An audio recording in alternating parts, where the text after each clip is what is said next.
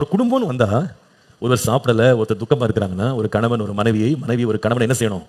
விசாரிக்க வேண்டியது அவசியம். விசாரிக்க வேண்டியது அவசியம். கர்த்தருடைய நாமத்திற்கு மகிமை உண்டாவதாக. சில பேர் சாப்பாடுலாம் செஞ்சு பழக்கம் கிடையாது, செய்யாம இருக்கிறது நல்லது இல்லையா? சாப்பாடை செய்யறேன்னு இதாக செஞ்சிடக்கூடாது. அதனால சாப்பாடு செஞ்சு கொடுக்கலாம் வேணாம், அட்லீஸ்ட் விசாரிக்கலாம். ஏமா சாப்பிடாம இருக்க, ஏன் பசியா இருக்க? விசாரிக்கிறதே சாப்பிட்ட மாதிரி இருக்கும். சில பேர் சொல்லுவாங்க பாருங்க, நீங்க கேட்கறதே எங்களுக்கு வயிறு நிறைச்ச மாதிரி ஆயிடுச்சு அப்படின்வாங்க. அது போல விசாரிப்பு அவசியம். ஒருத்தர் கஷ்டத்தில் இருக்கும்போது கண்டும் காணாமல் போவது குடும்பம் அல்ல, அதை விசாரிக்க வேண்டியது அவசியம். இந்த அன்னாள் எல்கானா குடும்பத்தை பார்க்கும்போது அவள் துக்கப்படுகிறாள், அவள் வேதனைப்படுறா, அவளை நிறைய பேர் தொந்தரவு பண்றாங்க, அவள் மனம் மடியும்படி அந்த பெண்ணினாள் பேசுறான்னு எல்கானா கண்டுபிடித்த போது அதனால் இவள் துக்கமா இருக்கிறான்னு சொல்லிட்டு கண்டும் காணாமல் இல்லாம அவளை ஆறுதல் படுத்தினான், அவளுடைய கிரைசிஸ்ல சப்போர்ட் பண்ணினான்.